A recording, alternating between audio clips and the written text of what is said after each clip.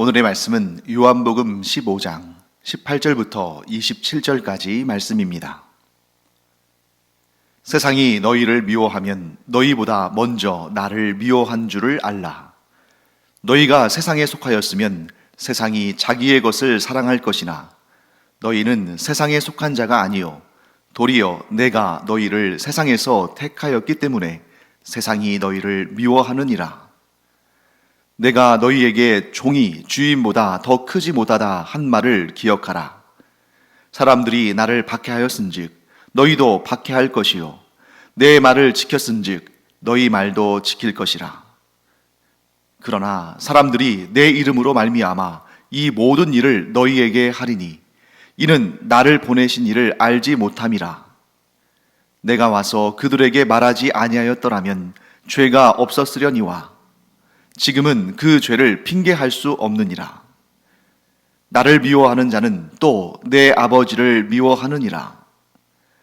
내가 아무도 못한 일을 그들 중에서 하지 아니하였더라면 그들에게 죄가 없었으려니와 지금은 그들이 나와 내 아버지를 보았고 또 미워하였도다.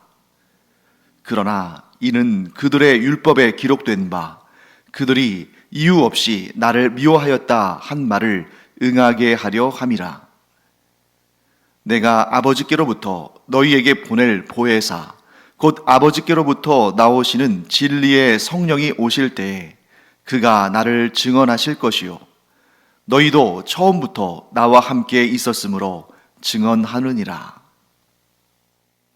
네, 오늘 본문의 말씀을 통해서 우리가 알 수 있는 아주 중요한 사실들이 있습니다. 첫째는 세상은 그리스도인들을 미워한다. 그런데 세상이 그리스도인들을 미워하는 이유는 세상이 그리스도를 먼저 미워했기 때문이다 하고 예수님은 말씀하십니다. 세상이 너희를 미워하거든 너희가 분명히 알아라. 너희를 미워하기 전에 먼저 나를 미워한 것이다. 이렇게 말씀합니다. 물론 이 당대에 예수님께서 이 땅에서 사역하시던 공생의 활동을 하시던 이 2000년 전에는 분명히 예수님을 미워하고 제자들을 박해하는 그런 때가 있었습니다. 그래서 지금 예수님께서 이제 이 요한복음 지금 15장인데 조금만 더 지나면 바로 예수님이 박해를 받으시는 십자가를 지시는 그리고 십자가의 형으로 죽으시는 그러한 고난을 당하시고 또 예수님의 제자들도 예수님과 한 공동체이기 때문에 그들도 미움을 받고 그들도 박해를 받고 그들 가운데 또 대부분이 순교하는 그러한 일을 당할 것입니다. 그러니 이 당시에 세상이 너희를 미워할 것이다. 그런데 너희를 미워하는 것은 너희보다 먼저 나를 미워한 것이다 하는 말씀은 그냥 비유적인 표현이 아니라 실제로 그러한 일들이 일어나고 있었습니다. 자, 그런데 오늘날 우리 21세기를 살아가는 우리 그리스도인들이 세상이 나를 미워한다 하는 그러한 말씀을 세상이 우리를 미워한다 하는 그러한 예수님의 말씀을 그 2000년 전의 제자들과 같이 똑같이 우리가 받아들일 수 있는가? 자, 왜냐하면 어느덧 기독교는 이 인류에 이 세상에 가장 많은 사람들이 믿는 그런 종교들 가운데 하나가 되었고 또 오늘날 우리가 그리스도인으로 이 세상을 살아갑니다만 모진 핍박을 받거나 불평등한 그런 대우를 받거나 조롱을 당하거나 하는 일들은 그렇게 많지는 않습니다. 물론 그런 사람들이 있죠. 하지만 우리 주변에 돌아보면 하나님을 믿지 않고 예수님을 구주로 영접하지는 않았지만 그렇다고 해서 막 예수님에 대해서 막 모진 말을 쏟아내고 예수 믿는 우리를 막 괴롭히고 우리를 막 비참하게 만들고 우리를 막 우리에게 폭행을 가하고 이런 경우는 우리가 일상생활을 하는 가운데 그렇게 자주 경험하는 그런 일은 아닙니다. 오히려 그런 일을 경험할 때 아주 우리가 이상하게 여길 정도로 평안한 가운데, 종교의 자유가 있는 가운데 우리가 신앙생활을 하고 있습니다. 그럼에도 불구하고 오늘날도 우리가 2000년 전에 예수님께서 말씀하신 것처럼 내가 세상의 미움을 받고 있다. 세상이 예수님을 미워하기 때문에 나를 미워한다. 이렇게 말할 수 있을까? 그런데 예수님은 그렇다고 말씀하십니다. 2000년 전이나 오늘날이나 우리 주 예수님께서 재림하시는 그때까지 세상은 계속해서 우리 그리스도인들을 미워할 것입니다. 왜 그렇습니까? 세상은 근본적으로 예수님을 미워하기 때문이죠. 그러면 여기에서 예수님을 미워한다는 것이 뭔가? 정말 세상이 예수님을 미워하는가? 정말 세상이 우리를 미워하는가? 오히려 이 세상에서 예수님을 믿지 않고 또 기독교인이 아닌 그런 사람들에게 당신 예수 그리스도를 미워합니까? 당신 그리스도인을 미워합니까? 당신 그렇게 예수님을 미워하고 있지 않습니까? 당신이 지금 그리스도인들을 미워하고 있지 않습니까? 그러면 굉장히 황당해할 사람들이 많을 겁니다. 아니, 내가 언제 예수님을 미워했다고 그래요? 나는 예수님을 나의 주님으로 모시고 살지는 않지만 나는 예수님이 역사상 존재했다는 것을 나는 그것을 인정합니다. 내가 비록 기독교인은 아니지만 그러나 나는 기독교인들을 미워하거나 그들을 괴롭히거나 그들을 내가 욕한 적이 없는데 왜 저한테 예수님을 미워하고 그리스도인들을 미워한다는 그러한 무고를 하고 있습니까? 왜 나에게 그러한 잘못된 그러한 고발을 하고 있습니까? 이렇게 말할 사람들이 많을 겁니다. 그런데 왜 세상에 속한 사람들이 예수님을 미워하고 그 결과 예수님께서 택하시고 부르신 우리 그리스도인들을 미워한다고 예수님은 말씀하실까? 아주 간단한 예를 드리겠습니다. 자, 만일 여러분이 어떤 사람과 이제 함께 살아가는데 또는 직장 생활이나 학교 생활을 함께 하는데 그가 여러분을 사람 취급을 안 한다고 생각해 보세요. 그러니까 여러분을 괴롭히는 것도 아닙니다. 여러분에게 폭력을 가하는 것도 아닙니다. 여러분들을 이렇게 뒤에서 수근거리거나 또는 대놓고 비방하거나 그러지도 않습니다. 그런데 여러분을 사람으로 여기지 않는 거예요. 예를 들면 그냥 짐승 중에 하나로 여기는 거죠. 소나 돼지나 개나 닭이나 사람으로 여기지 않고 짐승 중에 하나로 여긴다면 그것은 여러분에게 있어서 최고의 모욕거리가 되겠죠. 그리고 여러분은 당연히 그가 여러분을 미워한다는 것을 절실하게 느끼겠죠. 왜 그렇습니까? 사람으로서의 정체성을 인정하지 않고 부인하고 우리를 짐승 중에 하나로 여기는 것, 그것만큼 모욕적이고 자존심 상하는 일은 없거든요. 똑같은 원리가 예수님께 적용이 됩니다. 예수님은 하나님이십니다. 우리 요한복음 1장 처음에 공부할 때 이 요한복음 1장이 이렇게 시작하잖아요. 예수님이 빛이신데 또 말씀이신데 세상은 그를 인정하지 않았다. 이 세상의 모든 피조물 중에 말씀이신 예수 그리스도에 의해서 창조되어지지 않은 것은 하나도 없는데 곧 이 세상의 모든 만물은 예수님께서 창조하신 것인데 왜 그러냐면 보통 우리는 이제 천지 창조를 성부 하나님의 사역으로 생각할 때가 많습니다만 천지 창조 역시 삼위일체 하나님의 사역이고 그래서 그 천지창조의 계획과 명령을 성부 하나님께서 내리셨다 할지라도 그 일을 수행한 분이 성자 하나님, 우리가 예수 그리스도로 섬기는 성자 하나님께서 그 일을 이루셨기 때문에 요한은 분명히 요한복음 1장에서 이렇게 선포합니다. 창조된 모든 피조물들 가운데 말씀이신 예수 그리스도를 통하지 않고 존재하는 것은 없다. 그러니 예수님은 하나님이시고 예수님은 창조주시며 예수님은 모든 것을 다스리시는 주인이십니다. 그런데 그런 분, 즉 하나님으로서의 그 존재를 인정하지 않는다. 그리고 창조주, 주님께 드려야 할 마땅한 경배와 찬양을 드리지 않는다. 그를 하나님으로 믿지도 않고 구원자로 고백하지도 않는다.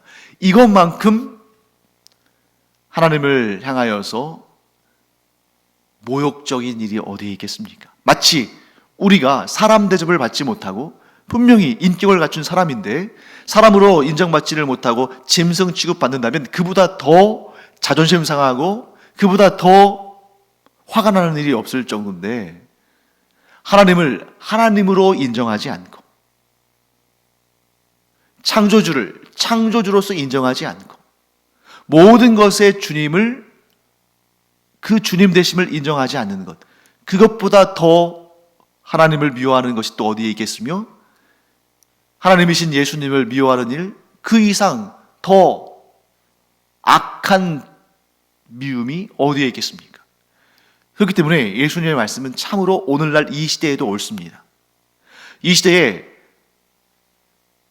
예수님을 핍박하고 예수님을 조롱하고 예수님을 모욕하지 않는다 할지라도 예수님의 하나님 되심을 인정하지 않는 것, 모든 사람의 주님 되신 주인이신 예수님의 그 주님 되심을 인정하지 않는 것, 예수님을 구주로 믿지 않는 것, 그 자체가 예수님을 미워하는 가장 확실한 표현이다. 또한 우리가 예수님의 택하심을 받고 우리가 예수님에 속한 사람이기 때문에 예수님을 인정하지 않는 자는 당연히 예수님을 미워하듯이 우리 그리스도인들도 미워한다. 겉으로는 친절하고 겉으로는 함께 일하고 함께 공부하고 함께 교제하지만 그러나 우리의 신분을 인정하지 않는다는 것은 곧 우리가 그리스도인임을 그들은 그저 일반적인 종교 가운데 하나, 그저 일반적인 그러한 자기의 어떤 종교적 자유를 누리는 사람들 가운데 하나, 그렇게 여기고 우리가 전하는 복음을 받아들이지 않을 때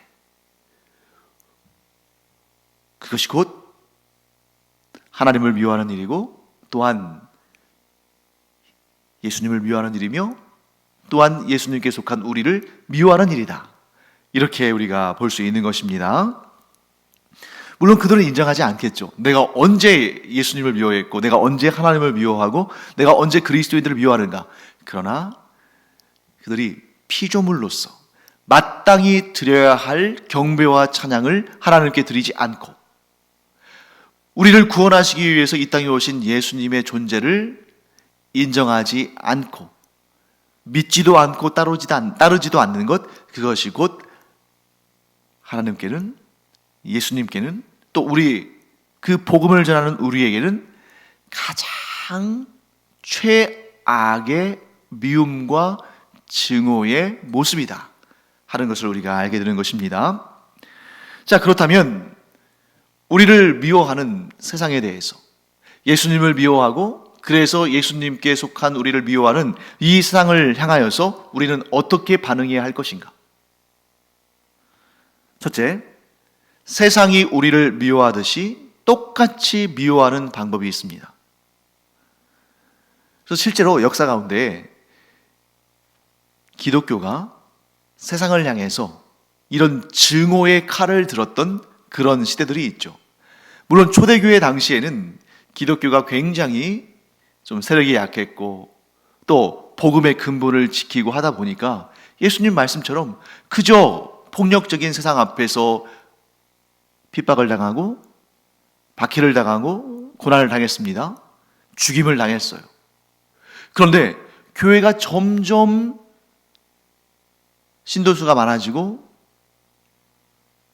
재산과 권력을 모으면서 이렇게 힘을 키워가면서 어떻게 변질되냐면 세상을 미워하기 시작한 것입니다. 그래서 대표적인 예가 이 로마 카톨릭의 어떤 전성기라고 볼 수 있죠. 이 중세에 로마 카톨릭이 교황권이 강하고 교회의 어떤 정치력과 군사력이 강대해졌을 때 어떤 일들을 하냐면 마녀 사냥과 십자군 원정을 합니다. 이게 대표적인 두 가지 세상을 미워하는 그러한 형태였어요. 마녀 사냥은 뭡니까? 실제로 막 우리가 영화나 뭐 소설이나 이런 데서 보는 것처럼 막 빗자루를 타고 날아다니면서 막 흙주술을 하면서 사람들을 막 저주하고 그런 종류의 마녀들이 이 로마 카톨릭의 마녀 사냥에 의해서 심판을 받았을까요? 아닙니다. 대부분의 경우는 아주 평범한 사람들인데 로마 카톨릭의 그 권세에 권력에 순응하지 않을 때 그들의 그 썩은 그들의 그 탐욕과 세상을 지배하고자 하는 그들의 권력욕에 동조하지 않을 때 그것을 따르지 않을 때 숙청하는 방법 중에 하나로 마녀 사냥을 사용했죠. 또 한 가지는 십자군 원정입니다.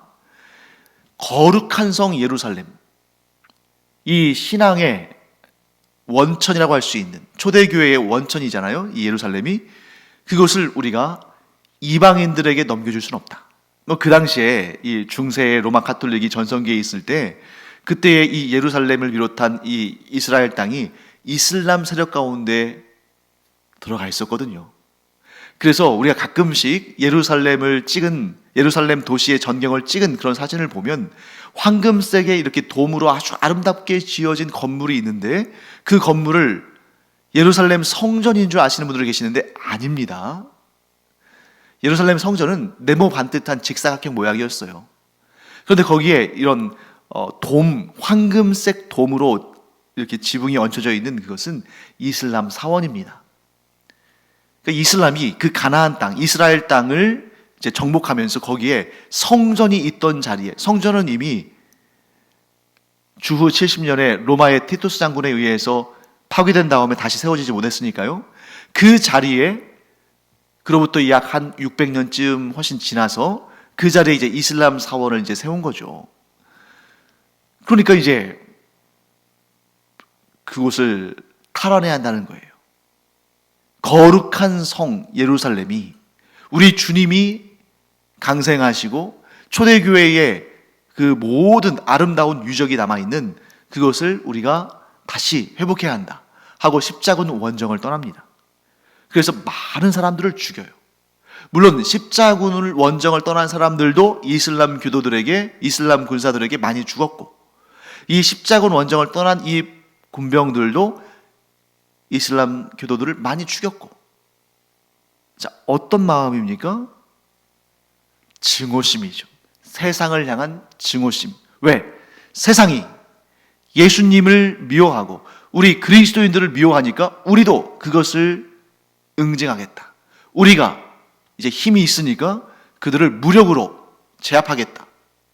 그러니까 영적인 전투를 해야 되는 그리스도인들이 이제 좀 소위 말해서 세상적인 권력과 힘과 이런 것들이 생기다 보니까 영적인 전투가 아니라 물리적인, 육체적인 전투를 하고 있는 것입니다. 과연 그것이 옳은 것인가? 옳지 않다는 거죠.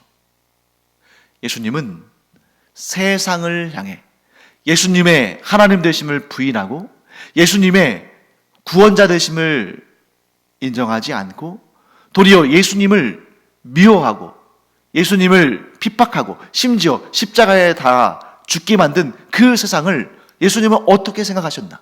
예수님의 생각이 아주 정확하게 나타나는 말씀, 우리 요한복음 가운데 있습니다. 여러분 잘 아시는 말씀이죠. 요한복음 3장 16절 그리고 17절 말씀 제가 한번 읽어보겠습니다. 하나님이 세상을 이처럼 사랑하사 독생자를 주셨으니 이는 그를 믿는 자마다 멸망하지 않고 영생을 얻게 하려 하심이라. 하나님이 그 아들을 세상에 보내신 것은 세상을 심판하려 하심이 아니요 그로 말미암아 세상이 구원을 받게 하려 하심이라. 세상에 대한 하나님의 관점, 예수님의 사역이 정확히 드러나죠. 하나님은 하나님을 미워하는 자들, 곧 하나님의 하나님 되심을 인정하지 않고 하나님께서 받으시기에 마땅한 경배와 찬양을 하나님께 올려드리지 않고 자신이 갈취한 하나님을 미워하는 그 세상에 속한 사람들을 하나님께서 미워하신 것이 아니라 도리어 그들을 어떻게 하셨다고요? 사랑하셨다. 이게 놀라운 신비입니다. 아니 사람들은, 하나님의 피조물들은 하나님께서 그 누구보다 더, 그 무엇보다 존귀하게 창조하신 사람이 하나님을 떠나서 하나님의 하나님 되심을 인정하지 않고 하나님을 섬기는 것이 아니라 자기 자신을 섬기고 하나님을 사랑하는 것이 아니라 이 세상에 썩어 없어질 것들을 섬기면서 그렇게 정말 못되게 악하게 죄악 가운데 살아가는 그들을 하나님께서 미워하셔서 단번에 심판하신 것이 아니라 도리어 그들을 사랑하셔서 독생자 예수 그리스도를 그들에게 보내셔서 그를 믿는 자마다 멸망하지 않고 영생을 얻도록 하셨다. 놀라운 일 아닙니까? 하나님은 또한 그의 독생자 예수 그리스도는 그렇게 세상으로부터, 세상에 속한 사람들로부터 미움을 받고 수모를 당하시고 모욕을 당하셨지만 곧 하나님의 하나님 되심을 인정받지 못하고 도리어 모욕을 당하고 조롱을 당하고 핍박을 당하고 죽임을 당하셨지만 끝까지 세상을 사랑하셨다. 왜? 불쌍히 여기시고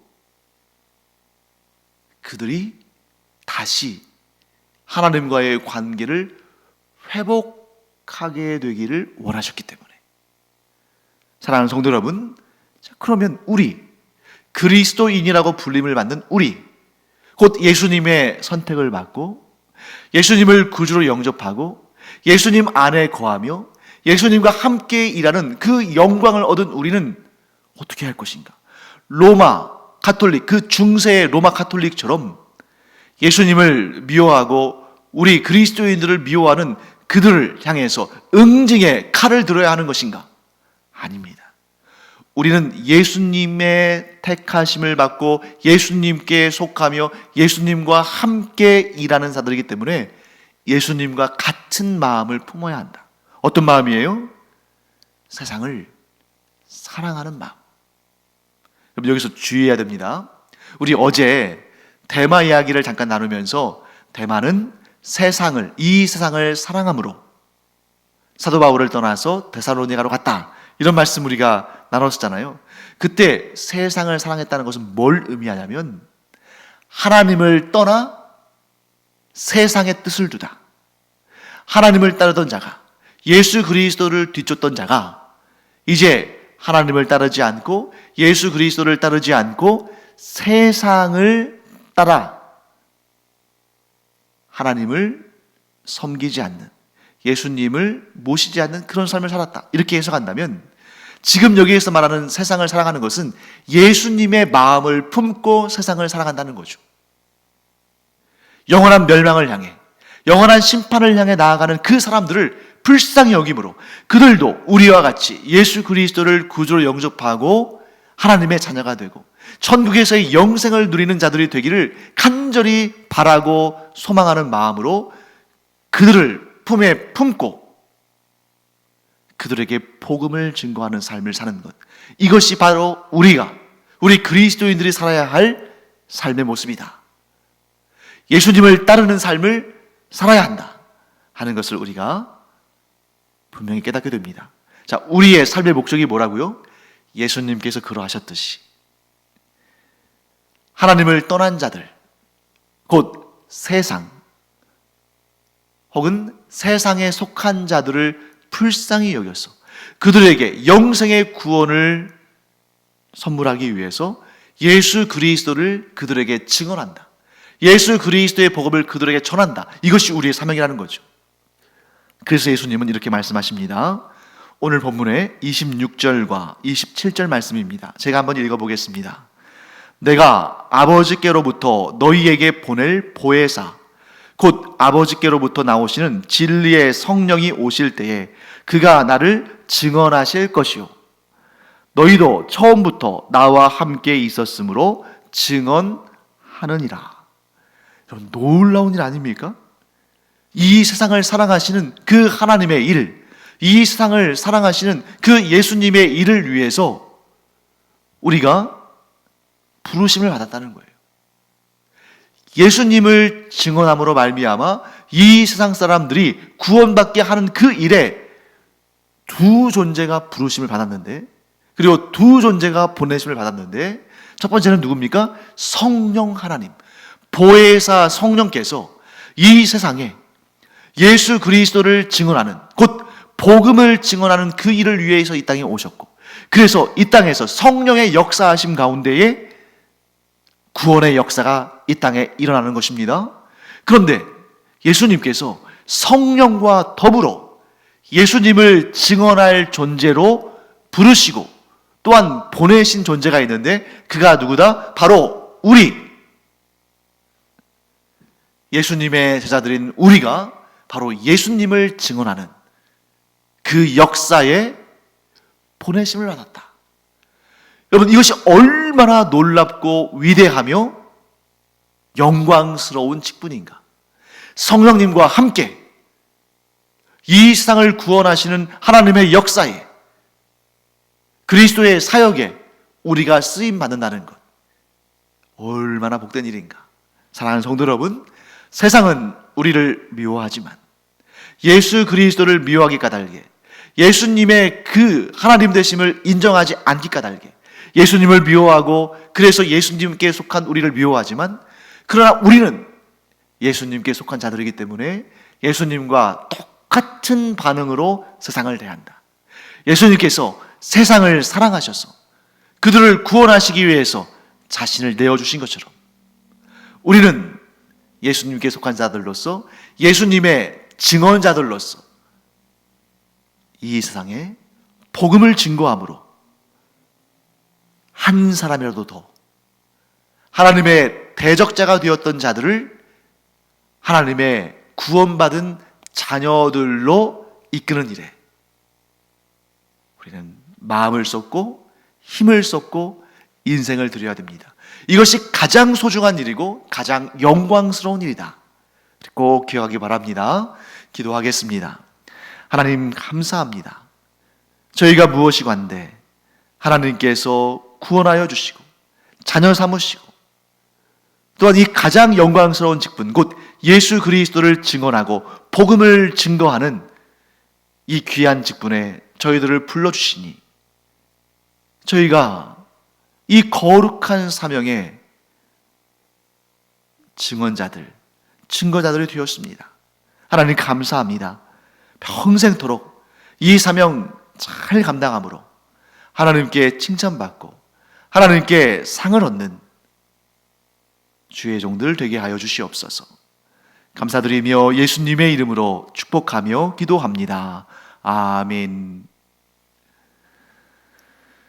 사랑하는 성도 여러분, 우리가 잘 먹고 잘 사는 것도 중요하죠. 우리의 몸을 유지하는 것 아주 중요한 일입니다. 그러나 우리의 가장 본질적인 사역은 오늘 본문에 말씀하시는 것처럼 이 세상을 향하여서 예수 그리스도를 증언하며 그의 복음을 증거하는 것입니다. 우리가 지금 이 시간 기도할 때, 이 기도의 시간도 우리의 사명을 잘 감당할 수 있는 시간이죠. 오늘도 우리가 전 세계에 예수 그리스도의 복음을 영접하고 하나님의 구원받은 자녀가 되는 사람들이 많이 일어나기를 기도하며 그 기도의 열매를 보고 또 하나님께 상을 받고 복을 받는 우리 모두가 되기를 축원합니다. 기도하겠습니다.